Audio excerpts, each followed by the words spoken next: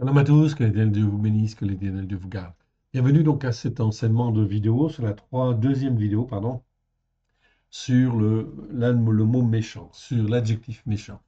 Remettons ces quelques instants à l'Éternel, notre Dieu, notre Père. Vous allez voir que c'est vraiment très, très, très intéressant et tout à fait d'actualité. Père très saint, nous te rendons grâce dans le précieux nom de Yeshua, que ton nom soit béni, honoré toujours et partout. Merci Seigneur, oui, car tu nous as rachetés, afin que nous puissions être ton peuple qui te serve, qui te glorifie, toi le seul vrai Dieu sur la terre, et oui, et celui que tu as envoyé. Aide-nous, mon Dieu, mon Père, à te faire plaisir. Oui, tous tes jugements sont justes, et tant ta main bienfaisante. Forme-nous, façonne-nous, afin que nous puissions être les témoins que toi tu veux, là où tu le veux, comme tu le veux. Merci, Père. Merci, Yeshua. Merci, Esprit Saint. Amen. Que l'Éternel Dieu vous bénisse, que l'Éternel Dieu vous garde. Nous étions donc arrivés dans Ésaïe chapitre 3, verset 11. Donc nous allons voir, donc ici, verset 11. Malheur au méchant, il sera dans l'infortune, car il recueillera le produit de ses mains. Voilà donc en fait ici le verset 11 du chapitre 3 des prophètes. Mais avant, effectivement, on va revoir la définition, car au travers de ces versets, nous allons étudier ce qu'est un méchant, ou le comportement d'un méchant, en fait, ici, ou de celui qui est considéré comme un méchant, en fait, devant l'Éternel. Et on voit que cela concerne beaucoup, beaucoup, beaucoup de monde. Revoyons la définition afin de bien comprendre le terme méchant, en fait, ici. Donc, le mot méchant, nous en avons la définition ici. Je vous l'agrandis afin que vous puissiez mieux voir. Voilà, je sélectionne et j'agrandis en fait ici. Donc, ce passage. Voilà, je pense que c'est suffisamment grand pour que vous puissiez lire. Donc, on avait vu le verbe rachat. Ça s'écrit donc pareil. Ok. Ici, c'est l'adjectif. Pardon. Le verbe donc existe 34 fois. Pardon. Excusez-moi, c'est presque terminé. Ça va être bon bientôt. Donc le verbe 34 fois dans 34 versets, être méchant, ok. Donc être méchant, en fait ici, ou agir avec méchanceté, ok. Et également, en fin de compte, des fois en fait conjugué au ifil, c'est-à-dire être rendu coupable de méchanceté. C'est aussi ce sens-là, c'est-à-dire être disgracié, etc. Ok, mis de côté, etc. C'est donc très très très important, on va le voir tout à l'heure. Nous avons vu le mot Recha, qui existe 30 fois dans 39, dans 29 versets, le mot Richéa, qui est une variante aussi de méchanceté, mais plutôt méchanceté aggravée, 15 fois dans 15 versets. Je vous renvoie donc à ces vidéos. Ici, nous sommes sur l'adjectif Racha, au pluriel Rechaïm. Ok, vous l'avez là, ça s'écrit avec un Resh, un Shin et un Aïn. Ok, 263 fois dans 249 versets. Ok, pas de bousculade, on verra tous les versets. Tellement c'est riche, riche d'enseignements. Et que c'est jamais, malheureusement, jamais enseigné dans, en fin de compte, les églises, même dans les assemblées messianiques aussi. Donc, c'est très important. Là, c'est l'écriture. Qu'est-ce que l'écriture dit, en fait, là-dessus? C'est très important afin qu'on puisse bien comprendre, être dans un jugement juste par rapport à l'éternel et comprendre les temps et les circonstances. Première fois, Genèse 18, 23. Le mot méchant, en fin de compte, dans la seconde est traduit 250. Pardon, le mot rachat est traduit 234 fois par, en fin de compte, dans le mot méchant, dans la SLG. Donc la Louis II. C'est bien, c'est une bonne chose déjà, c'est pas mal. Le mot est traduit également 10 fois par coupable, bon ça c'est moins bien. 6 fois par impie, c'est moins bien en fait encore. Une fois par pécheur, là c'est complètement erroné. Une fois par qui mérite, une fois par qui avait tort. 2 fois par mauvaise, etc. Tout simplement parce que les traducteurs ne comprenaient pas forcément bien le sens, en fait, ici, du mot récha ou rachat. L'adjectif rachat signifie principalement méchant au sens propre du terme, comme on l'entend en fait en français, mais aussi au sens figuré. Les Écritures appellent méchants tous ceux qui persévèrent à ne pas vouloir écouter et à ne pas mettre en pratique les enseignements de la Torah. Ah, ça, c'est le sens figuré du mot méchant, en fait, ici. C'est très, très, très important, car des méchants, ben, il y en a beaucoup plus qu'on ne pense. Donc, on peut dire, en fait, aussi, ici, quelque part, tous ceux qui refusent les enseignements de la Torah, okay, qui ne font pas le Shabbat ou qui refusent de faire le Shabbat, refusent de faire les fêtes de l'Éternel, qui sont là un moyen de formation spirituelle sur les racines hébraïques de la foi, eh bien, effectivement, sont considérés par la Bible d'une manière très claire, sans ambiguïté, comme des méchants. Et plus tu te comportes comme un méchant, plus tu seras jugé par Dieu comme étant en fait un méchant, c'est-à-dire que tu seras rejeté, mis de côté sur la touche. Et effectivement, le Seigneur mettra en fin de compte des dominateurs, en fait ici, qui en fait domineront sur toi, etc. Ou des méchants de méchants. C'est ce qui arrive. C'est toujours en fait la même histoire en fait qui se répète au travers des siècles, ok, de génération en génération. Ok, l'écriture est la vérité. Elle nous relate tous ces événements. Donc, ils sont les méchants s'ils persévèrent dans cette voie, sur la voie de l'endurcissement de leur cœur. Oui, bien sûr. Donc, ça veut dire qu'ils ne se rendent pas compte, effectivement, de ce qu'ils font, mais de méchant, en fait, de méchanceté en méchanceté, ils endurcissent, en fait, leur cœur. Donc, le sens figuré est très, très, très important. C'est pour ça qu'aujourd'hui, on voit quand les gens, en fait, y parlent, s'ils sont effectivement déjà considérés comme des méchants par l'Éternel Dieu, oui ou non.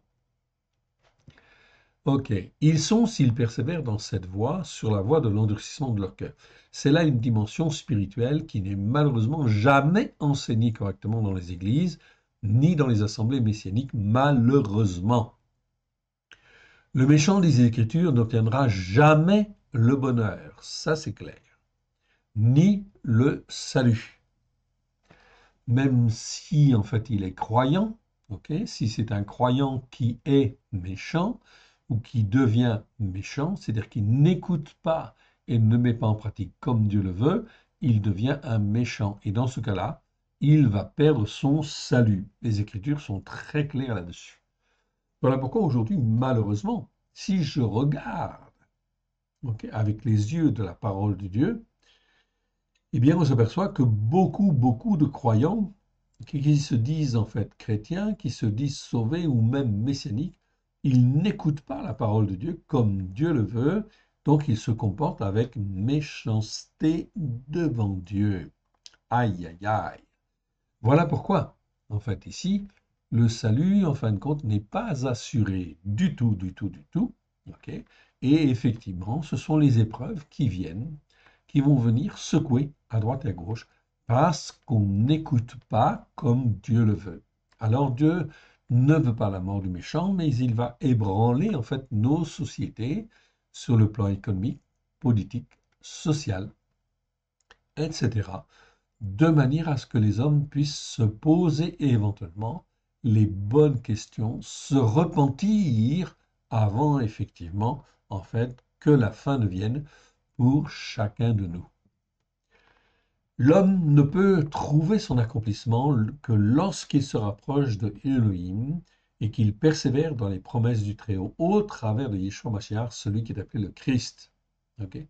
On peut voir entre autres les psaumes 1 et les psaumes 36 sur la différence entre le juste et le méchant, entre celui qui sert Elohim et celui qui ne le sert pas. Ces psaumes sont très simples, pas toujours très très bien traduits, mais en fin de compte, nous les avons déjà en fait expliqués en fait ici, montrés tout au moins. On ne les a pas commentés dans le détail. Ça viendra en son temps. La racine hébraïque ancienne, ok, nous confirme parfaitement cette définition du mot racha, de l'adjectif racha. Ok, je rappelle. En effet, la racine resh shin que vous voyez là, resh shin, ok, on l'a écrite en fait à côté en clair, resh shin, ok. En langage plus moderne, ok, parce qu'elle exprime en fait ici quelque chose qui en fait ici rayonne. Donc en langage moderne, on va dire que ça nous parle de quelqu'un qui est au centre, qui rayonne autour de lui dans une influence positive ou négative. Le rajout de la lettre Aïn, donc la troisième lettre, est ici le signe de tout ce qui est fourbe, faux, pervers, mauvais. On trouve cela dans la définition de la grammaire de Fabre d'Olivet, 1815. Donc depuis 1815, ceci était très très clair. Est-ce que les hommes ont écouté? Est-ce que vous avez entendu des enseignements, en fin de compte, à partir de, en fait ici, cet homme que l'Éternel, en fait, avait suscité pour, en fait, expliquer, effectivement, les racines hébraïques de la foi. Malheureusement, en fin de compte, eh bien, on n'a jamais entendu, en fait, d'enseignement là-dessus.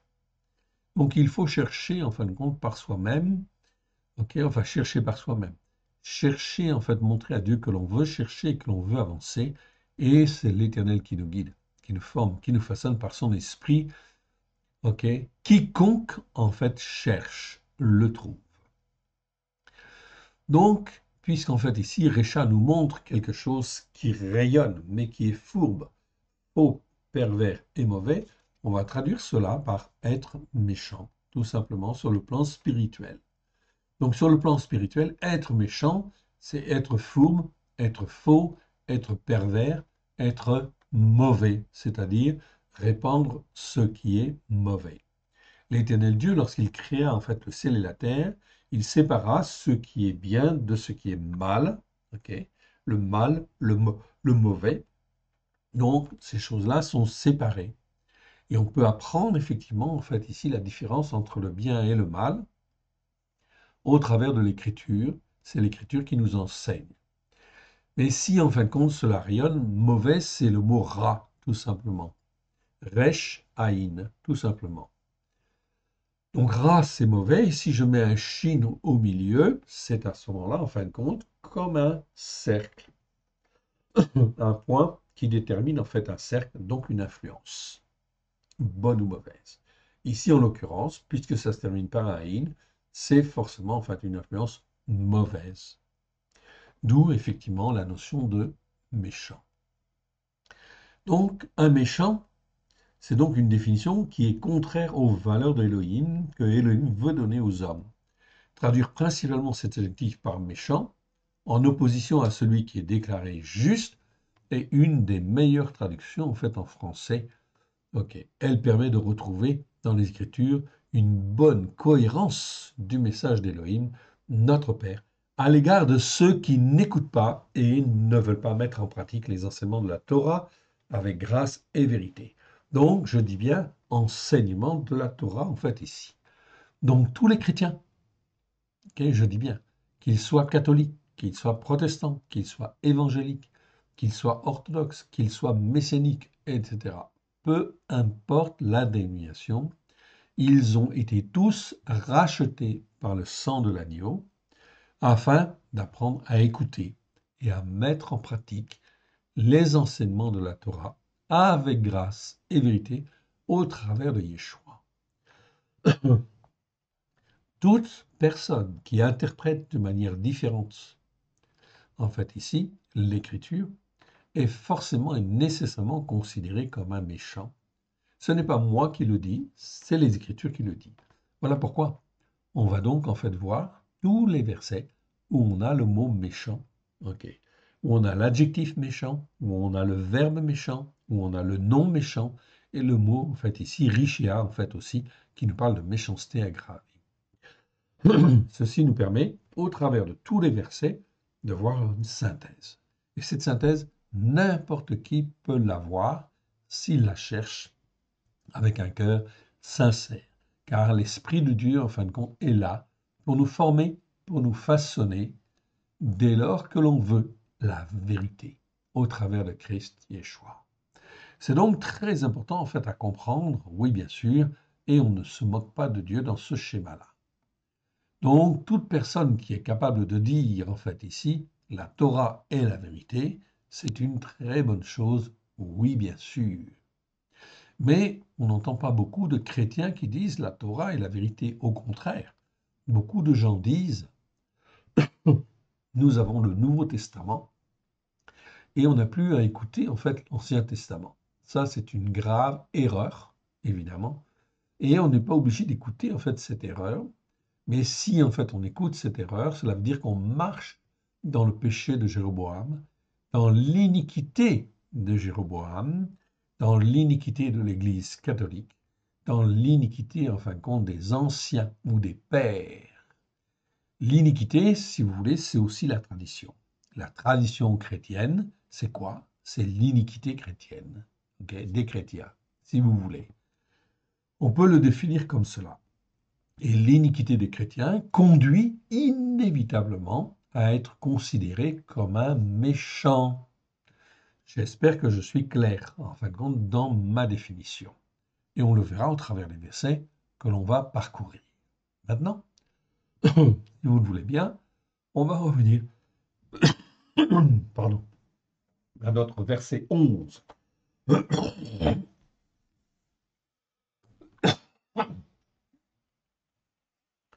11 de Ésaïe chapitre 3.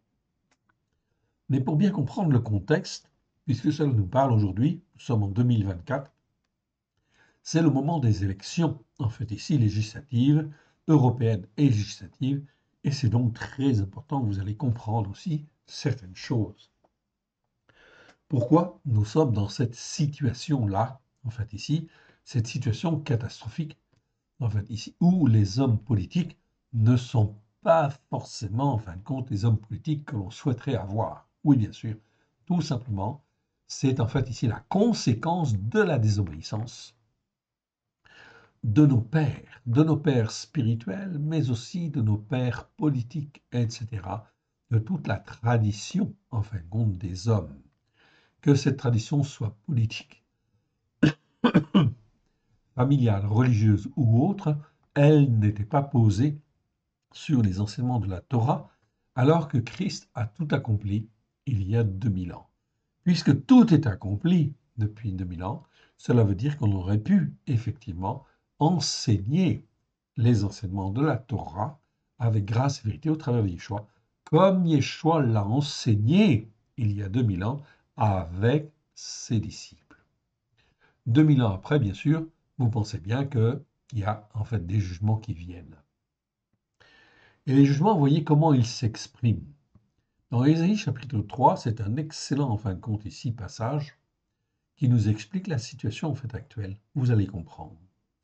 Le Seigneur, l'Éternel des armées, va ôter de Jérusalem et de Yehuda tout appui et toute ressource de pain et toute ressource d'eau. Cela veut dire que l'Éternel Dieu est en train de faire les choses afin qu'effectivement les ressources diminuent, le pain, l'eau, etc., s'en aillent ou deviennent beaucoup plus difficiles à obtenir. C'est ce que l'on voit au travers des catastrophes que l'on voit, les incendies qui se répètent, okay, les inondations en fait répétées, etc. Les ceci, les cela, etc. Tout cela contribue à mettre à mal l'économie française, mais pas seulement l'économie française, aussi en fin de compte l'aspect social. On ne répond plus en fait vraiment en fait aux problèmes des agriculteurs, aux problèmes de telle corporation ou telle autre corporation, etc. Résultat, le mécontentement en fait augmente, augmente, augmente. Verset 2. Le héros est l'homme de guerre, le juge est le prophète, le devin est l'ancien, le chef de 50, le magistrat, le conseiller, l'artisan distingué et l'enchanteur intelligent. Ok. Donc ici, l'Éternel Dieu va en fait faire disparaître tout cela. C'est-à-dire qu'en première ligne, eh bien, en fin de compte, on aura de plus en plus des hommes, entre guillemets, potentiellement, en fait, ici, éligibles, mais qui, en fin de compte, ne sont plus, en fin de compte, de la même qualité, en fait, ici, on va dire qu'avant, si on pouvait parler de qualité. Verset 4, le Seigneur dit aussi, je leur donnerai des gens, des jeunes gens pour princes. C'est-à-dire, ce sont des jeunes qui domineront, ok, ou ce sont des jeunes qui sont inexpérimentés. Je leur donnerai des jeunes gens, en fait, ici pour princes, et des enfants domineront sur eux. Voilà donc le Seigneur est en train de renverser, en fait, ici nos sociétés. Nous le voyons bien pour la France, mais ce problème-là se retrouve en fin de compte dans toutes les situations, dans tous les pays. Regardez en fait aussi aux États-Unis. Bientôt, c'est les élections présidentielles. Oui, vous avez deux hommes, un homme qui a 82 ans, Joe Biden, qui sort en fait ici de la présidence de son mandat et qui, en fin de compte, souhaiterait être réélu, mais il a, semble-t-il, des problèmes de santé, en fait ici. On le voit bien, il est pratiquement en fait incapable de reprendre en fait un autre mandat. Et vous avez en face, en fait ici, Donald Trump. Ok, est-ce que c'est vraiment en fin de compte des bonnes solutions? Non, ça pose problème, oui bien sûr, car effectivement tout cela en fait va entraîner des malédictions aussi sur les États-Unis, sur tous les pays du monde. Je ne cite pas tous les pays du monde, mais c'est exactement cela. C'est la même chose, ce sera la même chose dans les autres pays européens, bien évidemment. La France sera touchée plus que les autres nations. Pourquoi? Eh bien, tout simplement parce qu'elle avait un rôle particulier en fait à jouer. Bien sûr, elle était en fait ici, quelque part, un moteur en fait ici, devant Dieu en fait ici, parmi les nations pour montrer l'exemple, pour être un support en fait ici pour Israël d'une part, montrer le chemin, la voie parmi les nations. Oui, en fait ici. Donc une nation qui écoute et qui veut mettre en pratique. Mais la France, en fin de compte, depuis quelque temps, bien sûr, se dit en fait républicaine, c'est-à-dire en fait sans Dieu. Aïe. Et elle veut mettre en place en fait une école de la République. Ok. Est-ce que ça peut se faire? La réponse est non. Oui, bien sûr. Pourquoi non? Eh bien, c'est évident. C'est évident pourquoi? Parce que le ciel a été créé par Dieu, la terre en fait aussi. La terre appartient à Dieu et le ciel appartient à Dieu. Et Dieu, il a un plan. Il a un plan sur cette terre et il veut effectivement amener son Fils comme roi des rois, seigneur des seigneurs. Mais avant, il demande, il regarde si effectivement les nations le veulent bien que ce soit sa volonté qui se fasse. En réalité, bien sûr, vous le savez, on l'a déjà discuté, ok, la réponse est que les hommes et les femmes, d'une manière générale, ne veulent pas de Dieu. Ok, ils disent en fin de compte, nous sommes républicains, donc pas de religion chez nous. Mais est-ce qu'on peut se battre en fait ici sans Dieu? La réponse est non. Donc ça veut dire déjà que la République, elle est morte. Oui. À terme, oui, bien sûr. Ok. Et on le voit au travers des élections, il y a effectivement une poussée de l'extrême droite, de plus en plus en fait ici. Donc la France va devenir un pays totalitaire. Oui, ça va de soi. Verset 5. Totalitaire, en fin de compte, avec beaucoup de tensions, beaucoup de guerres, de la guerre civile en fait ici, probablement en fait aussi, jusqu'à ce que, en fait ici, vienne le Centaure, c'est-à-dire l'Antéchrist, qui vienne dominer, jusqu'à ce que 10 nations s'assemblent, je l'ai expliqué déjà, ok, et enfin à ce moment-là, quand 10 nations s'assemblent, trois en fait de ces chefs, okay, de ces chefs des nations, vont tomber, et là l'Antéchrist en fait ici domine. L'Antéchrist, il s'appelle Anomos, c'est-à-dire le Centaure. Je l'ai déjà dit, donc je le répète, jusqu'à ce que le Centaure domine sur la terre. Pourquoi? Parce que, en fin de compte, l'Éternel Dieu fait les choses. Si les hommes ne veulent pas de Centaure, alors ils auront pour chef un Centaure. Verset 5. Il se fera qu'un homme opprimera. Regardez bien ce que l'Éternel sait faire. Ok. Il se fera qu'un homme opprimera durement un autre homme. C'est-à-dire, la douleur, en fait ici, les disputes, la discorde, se fait d'un homme entre avec un autre homme. Il se fera qu'un homme opprimera durement un autre homme parmi le peuple. Chaque homme son prochain. Littéralement, c'est ça. C'est-à-dire qu'en fait, ici, l'homme ne s'entendra plus avec son prochain, il y aura de la mésentente, de la dispute, de la discorde, des tensions, des divisions, pour ceci ou pour cela, peu importe. Le jeune homme attaquera l'ancien. Il n'y a plus le respect, enfin, il n'y aura plus le respect de l'ancien. Le jeune homme attaquera l'ancien, et celui qui a été réduit à rien, ok, celui qui est honoré.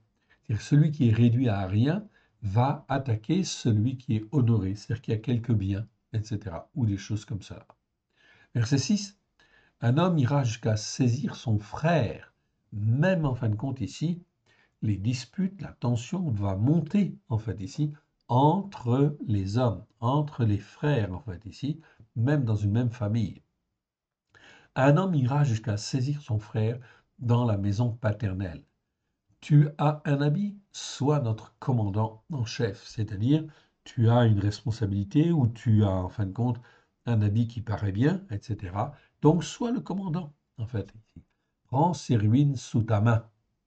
Ce jour-là même, il répondra, je ne saurais être un médecin et dans ma maison, en fait, il n'y a ni pain ni vêtements. Ne m'établissez pas commandant en chef du peuple. Yerushalayim chancelle, Yehuda s'écroule, parce que leurs paroles et leurs œuvres sont contre l'Éternel, bravant les regards de sa majesté.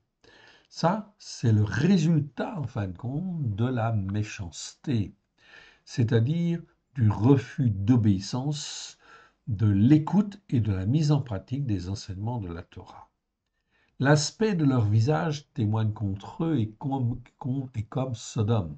Ils publient leurs péchés sans dissimuler. Malheur à leur âme. Donc ici, malheur à leur âme. C'est une interjection qui veut dire malheur à leur âme, en fait, ici. Donc, ça veut dire qu'ils vont se trouver, en fin de compte, dans le malheur. Car ils se préparent des maux. C'est exactement cela. Nous sommes en 2024. La France, les Français se préparent beaucoup de mots. Quand je dis les Français, c'est aussi les Italiens, c'est aussi les Anglais, c'est aussi tous les peuples. Mais la France en premier. Verset en fin de compte ici, ok, 10. Dites que le juste prospérera, car il jouira du fruit de ses œuvres. Donc là, dans ce, en fait, comment dire, ces malheurs qui arrivent, le Seigneur dit bien, le juste prospérera, car il jouira du fruit de ses œuvres. Donc, on verra de nouveau la différence entre le juste et le méchant.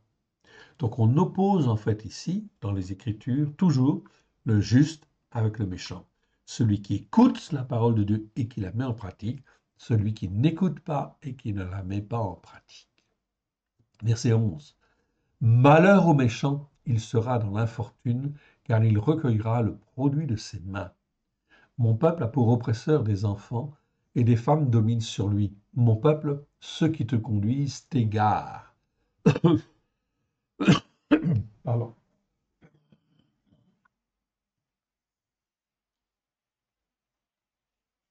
Excusez-moi. Donc, ceux qui te conduisent t'égarent. Vous voyez bien, c'est écrit dans la parole. Ceux qui te conduisent t'égarent. Depuis, je vais dire, depuis la dernière guerre, la France avait été assujettie à l'Allemagne, à la dictature de l'Allemagne, la dictature nazie. Pourquoi? Eh bien, tout simplement parce que la France, elle était considérée comme coupable aux yeux de Dieu. Et donc, elle a subi le joug, en fin de compte, des nazis. Mais la France ne s'est jamais posé la question, en fin de compte, pourquoi est-ce que cela nous est arrivé?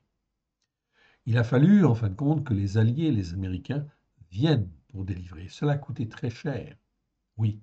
Pourquoi? Parce que le plan de Dieu était de corriger la France et que la France se pose les bonnes questions. Mais est-ce qu'elle s'est posé les bonnes questions? Non, elle a même été libérée, en fin de compte, par les Américains et les Alliés. Ok, donc très bien, merci Seigneur. Le Seigneur l'a permis. Mais est-ce que, en fin de compte, la France s'est posé les bonnes questions? Depuis la dernière guerre, bien sûr, nous avons prospéré. Dans une certaine mesure, oui.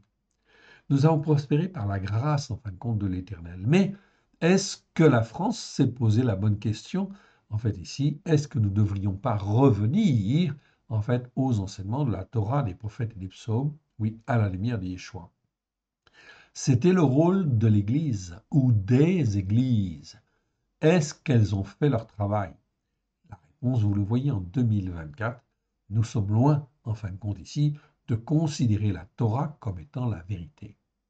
Alors, cela veut dire que pendant des dizaines d'années, les prêtres, les pasteurs, les docteurs, les ceci, les cela, les responsables spirituels n'ont pas fait leur travail. Mais les autorités, en fait ici, politiques, les autorités, en fait ici, n'ont pas écouté non plus, en fait ici, et ne se sont pas posé les bonnes questions, bien évidemment.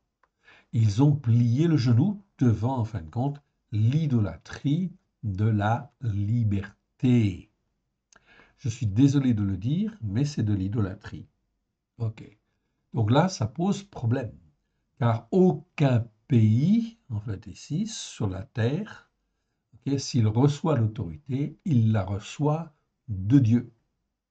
Il n'y a que Dieu qui domine sur le ciel, dans le ciel et sur la terre.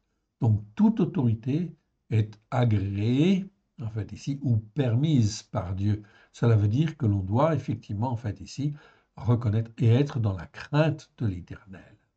Donc ça pose problème, oui bien sûr, évidemment, parce qu'on ne reconnaît pas en fait Dieu comme étant en fait le Dieu souverain. Je précise que la France, en fait, ici, a effectivement un territoire.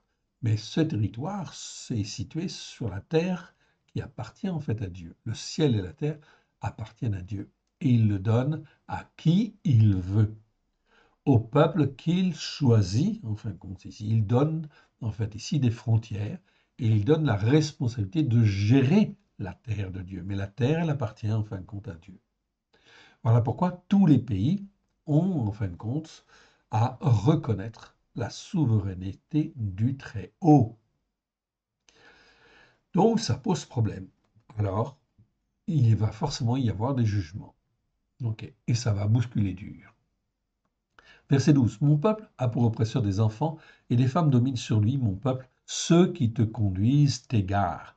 Donc aujourd'hui, tous les politiques, en fait, quels qu'ils soient, est-ce qu'ils disent que la Torah est la vérité? La réponse est non.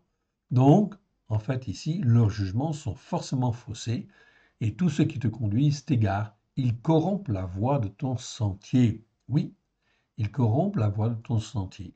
Oui, ça c'est sûr. Verset 13. L'Éternel se présente pour plaider, il est debout pour juger les peuples. Vous voyez ici, verset 13, se présente pour plaider, il est debout pour juger les peuples. L'Éternel entre en jugement avec les anciens de son peuple, avec les princes, c'est-à-dire les autorités, les chefs. Vous avez brouté la vigne, la dépouille du misérable est dans vos maisons. Est-ce qu'il y a en fait un gouvernement qui a été vraiment ici selon la grâce, en fin de compte, de Dieu, depuis la dernière guerre? Je vous laisse juge. OK. En général, il y a toujours, en fin de compte, du mécontentement et beaucoup de mécontentement. On peut dire mécontentement après mécontentement. Tout cela, pourquoi? Parce que la grâce de Dieu n'était pas là. Parce qu'on ne gouverne pas, on ne gouvernait pas au nom de Dieu et on ne respectait pas, en fin de compte, Dieu. Verset 14, l'Éternel entre en jugement avec les anciens de son peuple. Quand il dit les anciens de son peuple, c'est pas seulement Israël, c'est les anciens, en fin de compte, de chaque peuple, en fait, ici, on peut dire. Et avec ses princes, c'est-à-dire tous ses chefs. Vous avez brouté la vigne, c'est-à-dire que vous avez exploité, en fait, ici, les pauvres. La dépouille du misérable est dans vos maisons. Verset 15. De quel droit foulez-vous mon peuple, écrasez-vous la face des misérables, déclaration de mon Adonai, l'Éternel des armées. Donc l'Éternel ici interpelle tous les dirigeants, oui bien sûr, car en fait les Français, tous les Français, eh bien en fait ici font partie du peuple de Dieu. Oui, ça fait partie des nations. Dedans il y a des Juifs, mais il y a aussi des gens des nations qui sont là, en fait ici. Et tout cela constitue le peuple en fin de compte que Dieu a mis sur cette terre de France. Donc les anciens, les princes, sont responsables de la gestion qu'ils ont faite et ils auront des comptes en fait à rendre. Et des comptes qui sont en fin de compte terribles, oui bien sûr. Ok. Si je continue, verset 16. On parlait en fin de compte hier d'Israël, mais c'est exactement la même chose pour toutes les nations. L'Éternel dit parce que les filles de Sion sont orgueilleuses, donc parce que les autorités sont orgueilleuses, qu'elles marchent le cou tendu et les regards effrontés, parce qu'elles vont à petits pas et qu'elles font résonner les bouches de leurs pieds, les boucles de leurs pieds. Mon Adonai rendra chauve la tête, le sommet de la tête des filles de Sion, l'Éternel découvrira leur nudité. Mon frère, ma sœur, est-ce que la France est un pays, en fin de compte, ok, d'origine, comment dire, de culture chrétienne? La réponse est oui. Donc, cela veut dire que la France, oui, de toute façon, dans l'histoire, il n'y a pas de problème. Ok, on est bien d'accord là-dessus. Dans l'histoire, la France, elle est normalement chrétienne.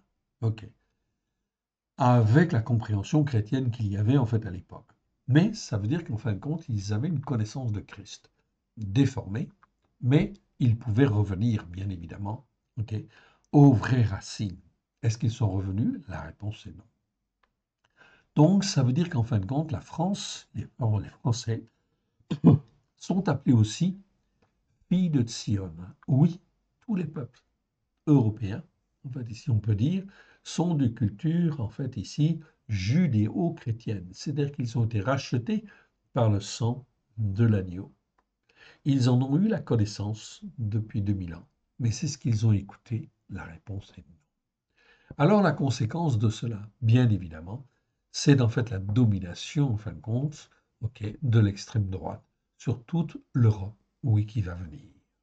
Et cela commence, en fin de compte, ici, par certains pays, et notamment, nous sommes en plein dedans, en fait, ici, dans les élections, effectivement, européennes, mais les élections administratives, en fait, aussi, et vous verrez indubitablement, en fait, la montée, en fin de compte, de l'extrême droite. C'est la conséquence, on va dire, je crois, de la méchanceté. Parce que, en fin de compte, nos anciens, parce que, en fait, nos prêtres, nos pasteurs, nos ceci, nos cela, nos responsables, se sont comportés comme des méchants vis-à-vis de Dieu. C'est-à-dire, ils n'ont pas écouté la parole de Dieu pour la mettre en pratique avec grâce et vérité. Alors, ils sont considérés comme des méchants. Et la Bible dit ici, verset 11, malheur au méchant, il sera dans l'infortune, car il recueillera le produit de ses mains. Donc, inévitablement, l'Éternel Dieu va juger. Voilà pourquoi nous, qui sommes sur les racines hébraïques de la foi, nous avons en fin de compte, bien évidemment, un rôle en fait à jouer dans les temps difficiles qui viennent. Les temps difficiles qui viennent, c'est effectivement d'être juste, bien sûr, car le Seigneur dit, on le voit au verset 10, dit que le juste prospérera, car il jouira du fruit de ses œuvres. Amen. Donc on ne trompe pas Dieu, hein? On est bien d'accord. On continue? Allez, c'est parti. Et on arrive en fin de compte maintenant, donc, dans Ésaïe chapitre 5. Ésaïe chapitre 5, et je vais reprendre à partir du verset 18. Donc, à partir du verset 18, je reprends en fait avant. Voilà. Donc, je reprends. Ésaïe chapitre 5, on est dans les prophètes. Donc, cela nous concerne en fait aujourd'hui exactement de la même manière. L'histoire est toujours un perpétuel recommencement. Ce que Dieu a dit hier à l'encontre de Juda et à l'encontre en fait d'Israël, ok, c'est un exemple. Cela nous montre comment Dieu jugeait en fait hier, et cela nous montre comment Dieu juge aujourd'hui. Il juge toujours, toujours de la même manière. Il y a en fait ici pas rien de caché. Tout est dans l'Écriture. Tous les jugements de Dieu, ok, les jugements en fait de Dieu sont effectivement justes d'une part, mais ils sont tous décrits en fin de compte dans la parole de Dieu. S'il y a quelques jugements en fin de compte qu'ils n'y sont pas, eh bien effectivement le Seigneur en fait intervient par son esprit pour donner en fait ici la bonne réponse. Mais d'une manière générale, nous avons étudié en fait ici le mot jugement. Je vous rappelle que le mot mishpat, qui veut dire jugement ou jugement juste, existe plus de 400 fois en fait ici, et que nous avons vu tous ces versets au travers de 33 vidéos qui explique les jugements justes que Dieu nous donne afin que nous puissions apprendre à juger comme lui juge et d'être un même cœur avec le Père, un même cœur avec le Fils. Donc il n'y a pas 36 solutions et on ne peut pas juger en fait autrement. Si je juge autrement en fait ici que Dieu juge, eh bien ça veut dire que je ne suis pas les enseignements de Dieu. Voilà pourquoi les enseignements de Dieu sont extrêmement importants. Extrêmement importants car quand je juge comme Dieu juge, ce n'est pas moi qui juge, c'est Dieu qui juge. Et si c'est Dieu qui juge, on est dans la vérité. Ok. Et en fin de compte, ce que Dieu juge va toujours, toujours s'accomplir. Verset 18. Malheur. Donc on retrouve ici l'expression malheur.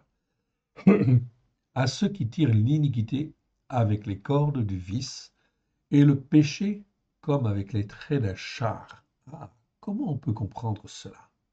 Je vais le relire en fait autrement.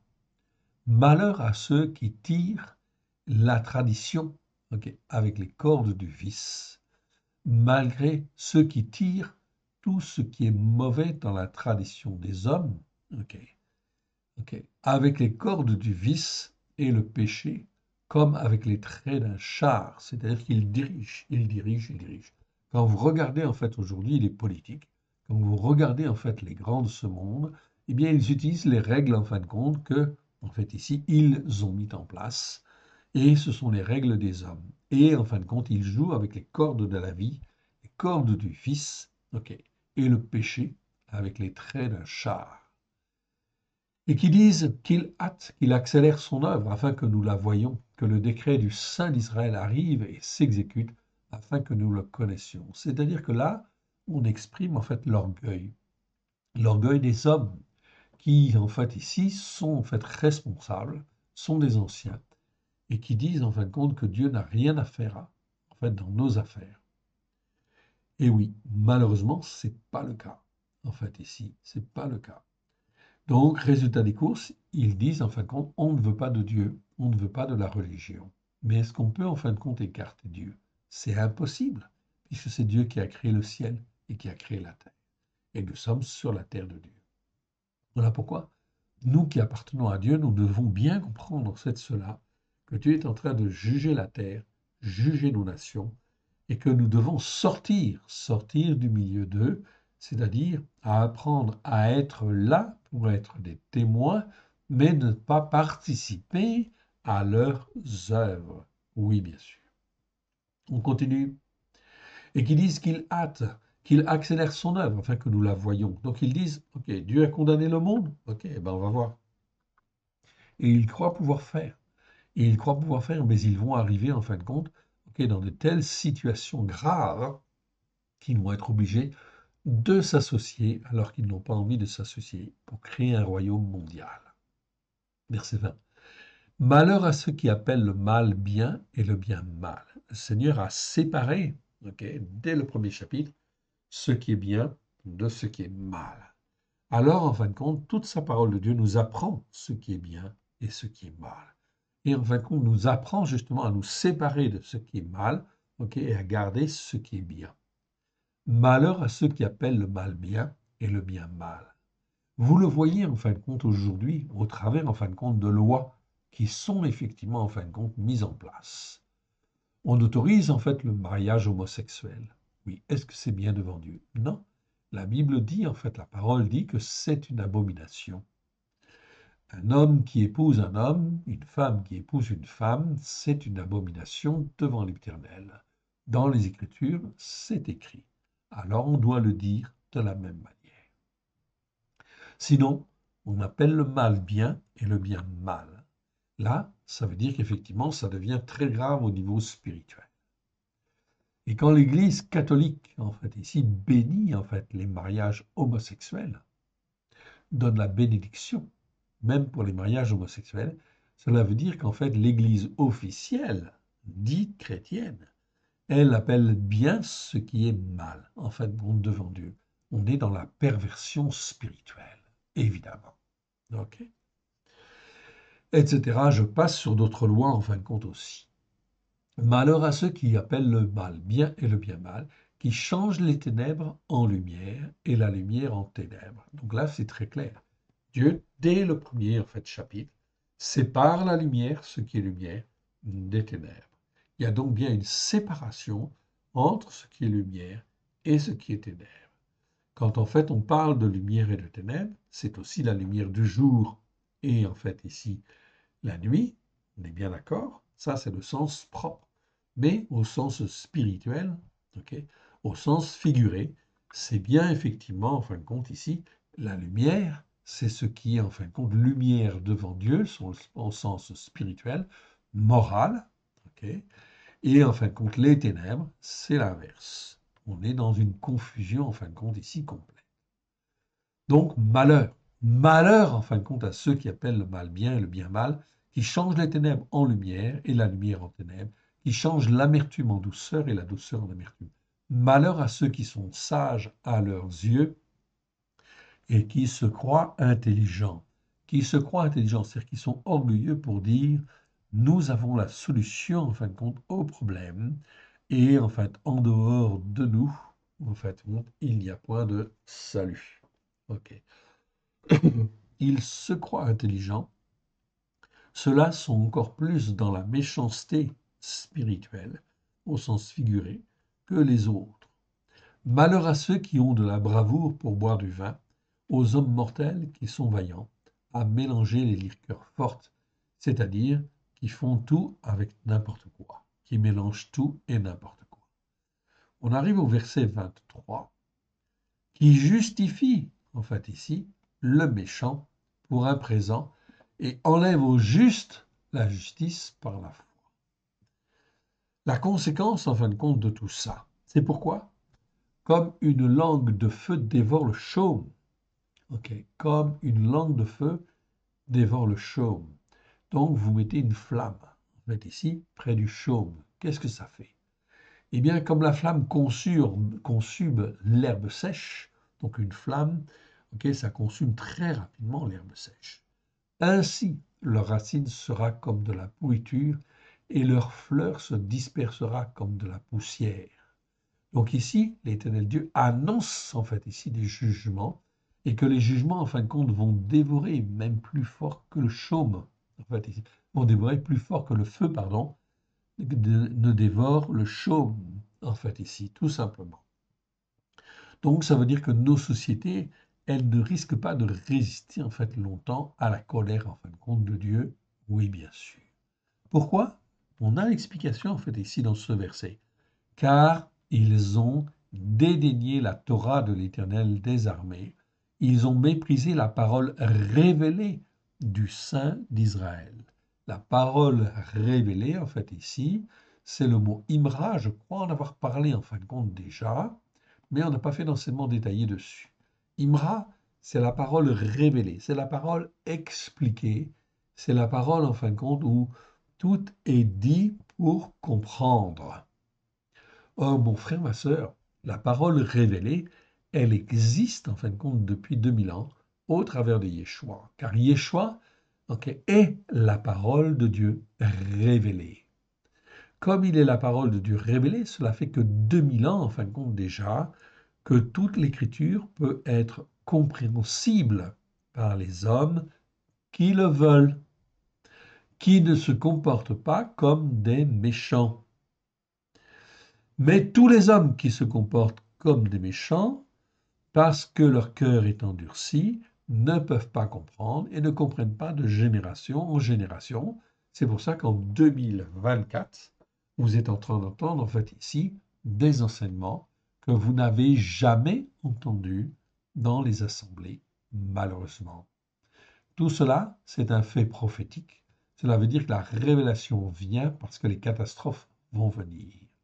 Et les catastrophes viennent justement pour mettre tous ceux qui sont méchants, qui veulent rester dans cette attitude de méchant, c'est-à-dire de refus de la parole de Dieu, eh bien qu'ils soient effectivement consumés en fin de compte par le feu s'ils persévèrent dans leur mauvaise foi.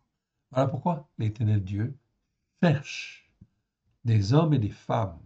Vous qui m'écoutez, vous êtes choisis en fin de compte par l'Éternel Dieu pour être formés, façonnés à la gloire de son Saint-Nom.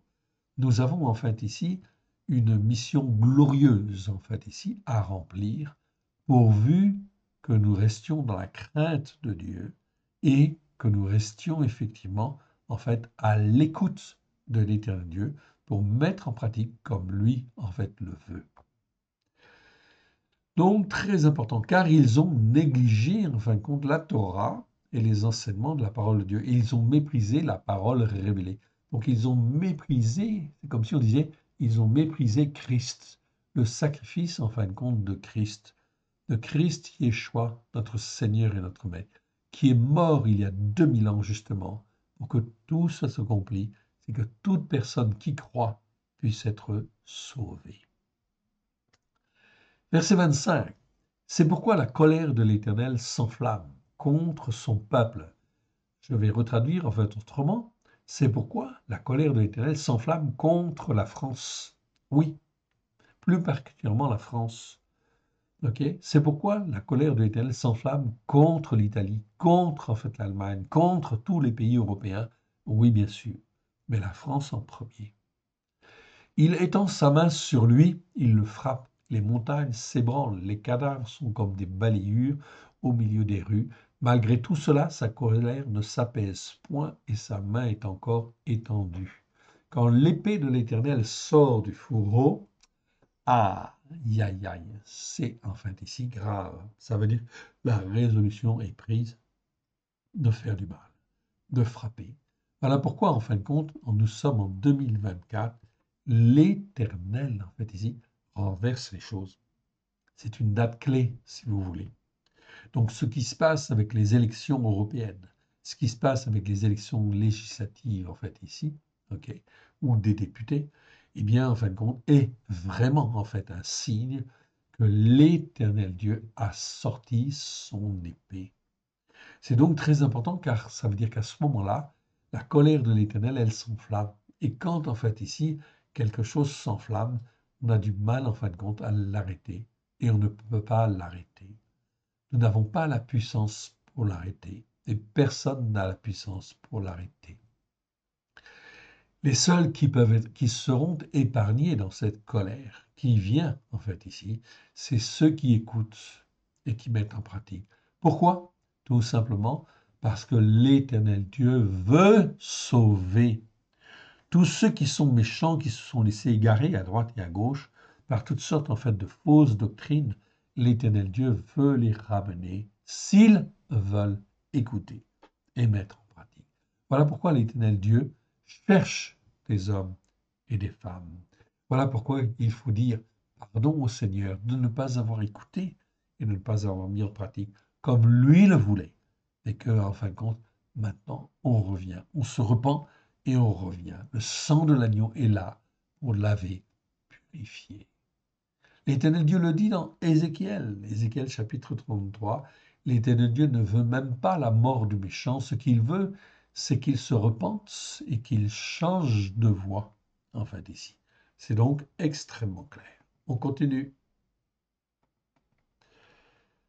Et on arrive, en fin de compte, maintenant, donc, dans Ésaïe chapitre 11. Chapitre 11, ok, et on va lire à partir du verset 1, verset 4. En fait, ce qu'il nous faut, c'est le verset 4. Ok. Donc, verset 4 nous dit, mais il jugera le pauvre avec équité. Okay. Alors, on va reprendre ce chapitre 11 et on va lire jusqu'au verset 11 également. Ok. C'est-à-dire toute la page, en fait, ici. Puis un rameau sortira du tronc d'Ishaï, un rejeton naîtra de ses racines. De qui parle-t-on là? De Yeshua. Oui. L'Esprit de l'Éternel reposera sur lui, esprit de sagesse et d'intelligence, esprit de conseil et de force, esprit de connaissance et de crainte de l'Éternel. Donc là, c'est en fait, on a revu, en fait, a priori, les mots au niveau de traduction, c'est plutôt bon. Il respirera la crainte de l'Éternel. Donc on n'a pas vu, en fin de compte, ce mot-là, mais ira, c'est la crainte respectueuse et honorable de Dieu. C'est la crainte, en fin de compte, dans laquelle nous devons tous être. C'est la crainte que Abraham, en fait, avait, que David avait, que Yeshua avait. C'est la crainte de l'Éternel, honorable et respectueuse. C'est pas la peur, c'est pas la terreur, non, c'est la yir'a, c'est la crainte de l'Éternel. On n'a pas étudié dans le détail ce mot-là. On le fera le jour où Dieu veut. Il respirera la crainte de l'Éternel. Il ne jugera point sur l'apparence. Il ne prononcera point sur un oui-dire. Mais il jugera les pauvres avec équité et il prononcera avec droiture sur les humbles de la terre. Ok? Avec droiture sur les humbles de la terre. C'est pas les malheureux, pas tout à fait. C'est en fait ici le mot anavim, donc c'est le mot en fait humble. Donc il prononcera avec droiture sur les humbles de la terre. Il frappera la terre de sa parole comme d'une verge et du souffle de ses lèvres. Il fera mourir le méchant. Donc là, on parle de Yeshua.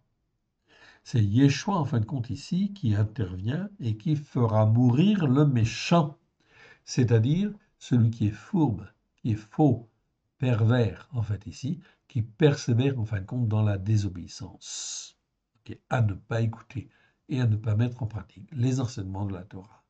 Il fera mourir le méchant. La justice sera la ceinture de ses flancs et la foi la ceinture de ses reins. Aussi, ici, le mot n'est pas bien traduit, en fait, ici. Okay, c'est le mot Emouna. Emouna, ça nous parle de foi, de fidélité ou de foi. Okay. Donc, c'est bien, effectivement, dans certains versets, de plutôt traduire le mot Emouna par foi. La justice sera la ceinture de ses flancs et la foi la ceinture de ses reins.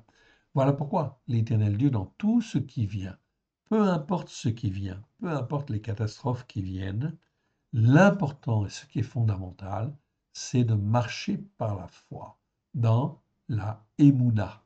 Emouna, retenez, c'est le mot foi en hébreu. Très, très important. Ok. La ceinture de ses reins. Le loup habitera avec l'agneau, donc plus d'agression en fin de compte ici. Ok, quand Yeshua régnera, la panthère se couchera avec le chevreau, le veau, le lionceau, le bétail qu'on engraisse seront ensemble et un petit enfant les conduira. La vache et l'ours auront un même pâturage, leur petit un même gîte et le lion, comme le taureau, mangera de la paille. Le lion mangera de la paille. Eh oui. Donc, il y a de l'ordre, en fin de compte, qui est remis, en fait, ici, ok, afin que le sang ne coule plus. Le nourrisson s'ébattra sur l'antre de la vipère, et l'enfant sevré mettra sa main dans la caverne d'un serpent venimeux, en fait, ici. C'est pas d'un basilic, en fait, basilic, en fait, on ne sait pas trop ce que c'est, en fait, ici. Le mot veut dire serpent venimeux, ok. Donc ici, l'enfant sevré mettra sa main dans la caverne d'un serpent venimeux et il n'aura rien, aucune crainte, en fait, ici. Il ne se fera ni tort ni dommage sur toute la montagne de ma sainteté. Littéralement, la montagne de ma sainteté. Voilà pourquoi, lorsqu'on parle en fait de montagne spirituelle, il n'y a qu'une seule montagne spirituelle qui est valable. La montagne catholique, ou les montagnes ou les collines protestantes, vous les appelez comme vous voulez, ce sont des montagnes spirituelles qui sont là pour élever les hommes sur, en fin de compte, ok, à certains niveaux spirituels, mais ce n'est pas la montagne de Sion. La montagne de Sion, la montagne de la sainteté de Dieu, c'est la montagne de la Torah, en fait, ici. Plus j'écoute et plus je mets en pratique, plus je monte sur la montagne de la sainteté, sur la montagne de Sion. C'est donc là quelque chose de très important, en fait, ici. Voilà pourquoi toutes les montagnes et toutes les collines seront ébranlées. Je dis bien toutes les institutions humaines, religieuses, quelles qu'elles soient, vont être mises à terre, vont tomber. Car la terre sera remplie de la connaissance de l'Éternel, comme le fond de la mer par les eaux qui le couvrent. En ce jour, le rejeton d'Ishaï sera là, comme une bannière pour les peuples. Donc on voit bien que Yeshua, ici, le rejeton en fait de d'Ishaï, c'est Yeshua, sera là comme une bannière pour tous les peuples. Et les nations se tourneront vers lui, et son repos sera sa gloire. Dans ce même temps, mon Adonai étendra une seconde fois sa main pour racheter le reste de son peuple dispersé en Achour, c'est-à-dire en Assyrie, en Misraïm, à Patros, à Couch, à Élam, à Shinéra, à Hamath et dans les îles de la mer. Il élèvera une bannière pour les nations, il rassemblera les îles d'Israël et il recueillera les dispersés de Yehuda des quatre extrémités de la terre. Donc on voit bien ici qu'il y a bien une restauration qui doit venir. Ces paroles prophétiques sont des vérités spirituelles. Je dis bien des vérités car ce sont des choses que l'on va voir, que l'on va vivre. Oui, bien sûr. Ce n'est pas une pure vue de l'esprit, en fait, ici. Ce sont des choses concrètes qui vont arriver. Oui, bien sûr. Voilà pourquoi, en fait, ici, ces choses-là sont extrêmement importantes afin de tirer notre foi vers le haut et de reposer nos foi sur l'espérance que Dieu donne. Oui, bien sûr. C'est la seule chose qui nous permet de grandir devant le Seigneur et de passer au travers des épreuves qui vont venir, qui ne sont pas pour nous, mais qui sont pour le méchant. On continue et on arrive en fin de compte ici dans Ésaïe chapitre 13 et on va lire du verset 11 au verset 13. Donc Ésaïe chapitre 13. Ok. Voici le jour de l'Éternel arrive. Ok.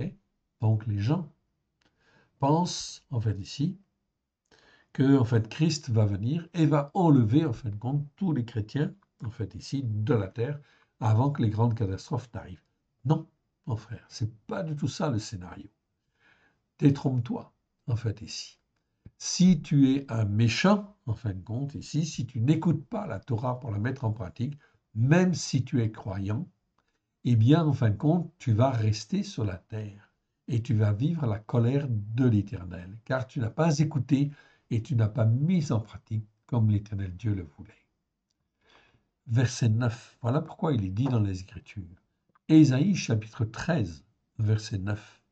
Voici le jour de l'Éternel arrive, cruel et plein de courroux, okay, selon l'ardeur consumante de la colère, okay, qui réduira la terre en solitude et en exterminera les pécheurs.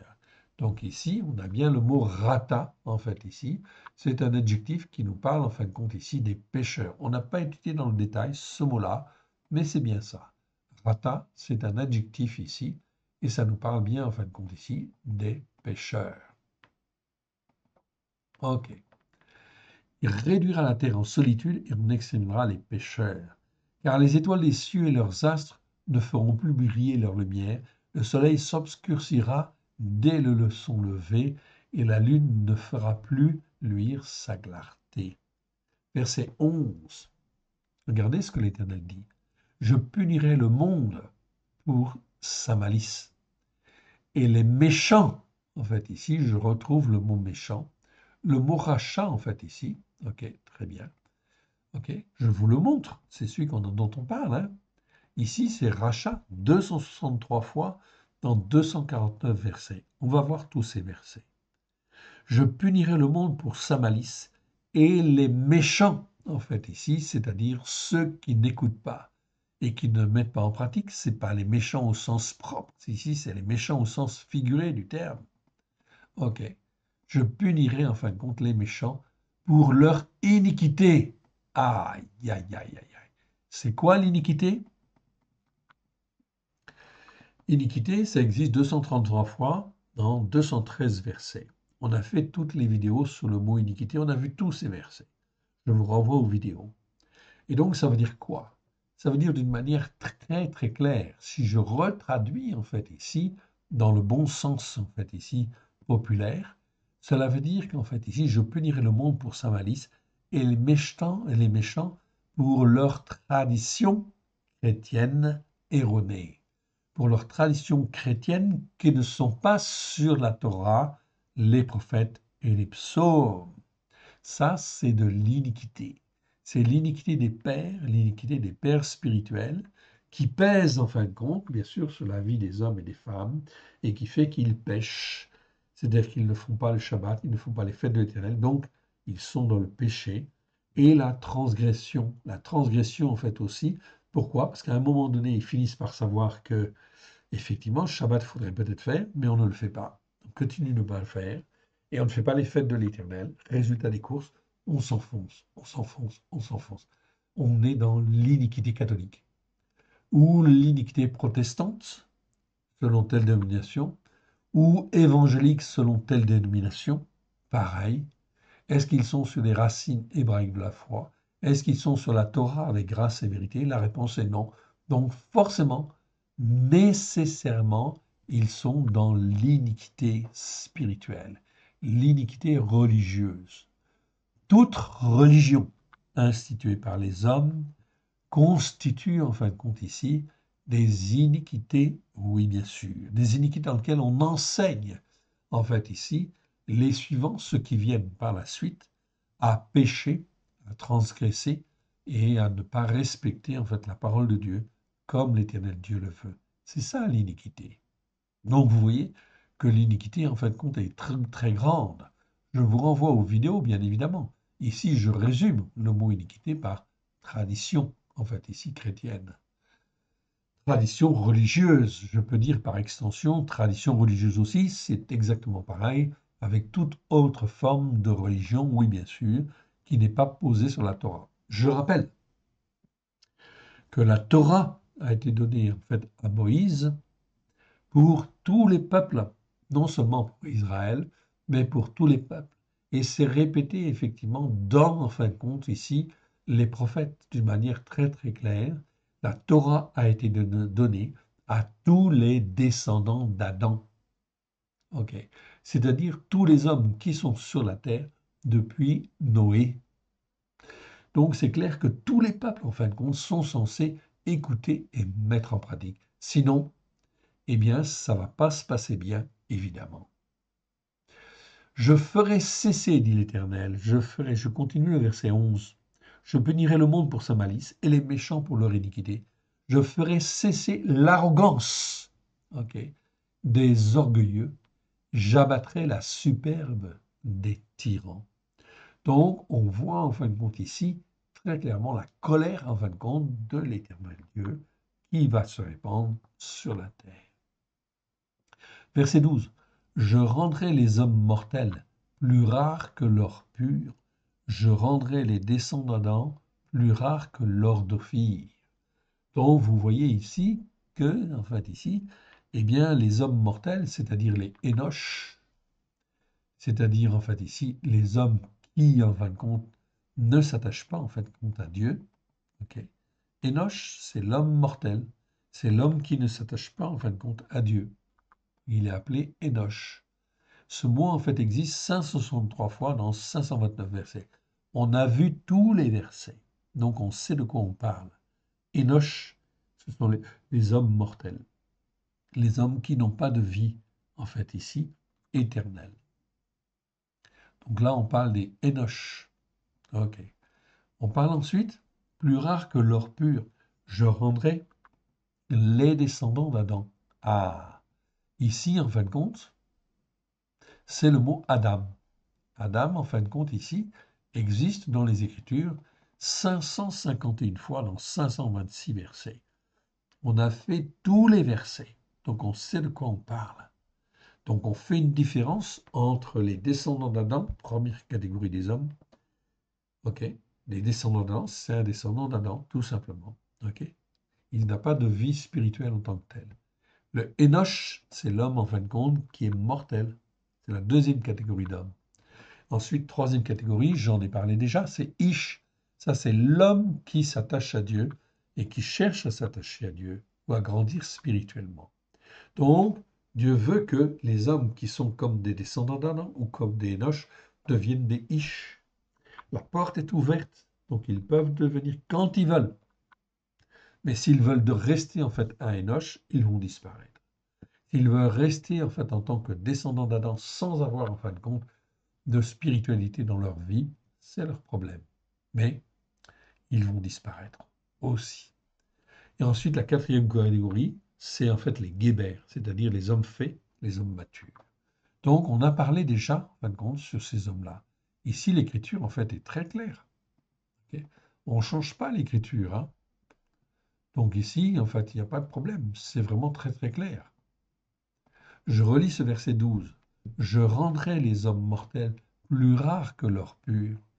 Je rendrai les descendants d'Adam plus rares que l'or d'Ophir. L'or d'Ophir, c'est l'or précieux, en fait, ici, l'or très précieux, plus précieux que l'or pur. C'est pourquoi j'ébranlerai les cieux, et la terre sera secouée sur sa base par le courroux de l'Éternel des armées, au jour de l'ardeur consumante de sa colère. Donc ici, on a revu en fin de compte ici la traduction, c'est bien l'ardeur consumante de sa colère. Ok, ici c'est le mot raron, donc c'est mieux effectivement de le traduire par ardeur consumante. C'est pour ça qu'on a en fait ici modifié en fait ici la traduction, car en fin de compte on comprend mieux ainsi le mot en fin de compte raron. Raron, c'est l'ardeur consumante. Consumante de quoi? De la colère en fin de compte de Dieu. Donc c'est une colère qui consume en fait ici et consume ardent, d'une manière ardente. Ok. Donc on voit en fin de compte ok, les jugements de Dieu.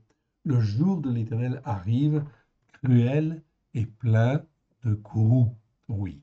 Voilà pourquoi, en fin de compte, la seule manière d'échapper, en fin de compte, à cette colère, c'est de se repentir et de revenir, en fait, à Dieu, d'écouter et de mettre en pratique les enseignements de la Torah avec grâce et vérité. Alors, n'attendez pas trop longtemps, en fait, ici, si vous n'êtes pas déjà dessus, venez écouter et mettez en pratique.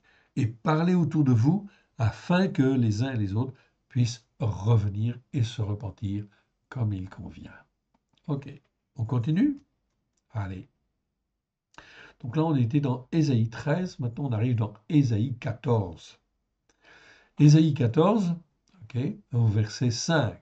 L'Éternel a brisé le bâton des méchants, la verge des dominateurs. Ok. Mais en fin de compte, on va s'arrêter là, en fin de compte, pour aujourd'hui, et on reprendra à partir, en fin de compte, de Ésaïe chapitre 14. Donc je note Ésaïe 14, verset 5. Ok. Donc verset 5, ok, je note bien, en fait ici, je vérifie. Ok, et on reprendra donc à partir de là. Donc on n'a pas beaucoup avancé sur les mots méchants, mais on a beaucoup avancé quand même sur la compréhension de ce qui est en train de venir sur le plan prophétique. Et ça, c'est très important. Parce qu'on ne change pas l'écriture est la même, en fait ici, hier, aujourd'hui et demain.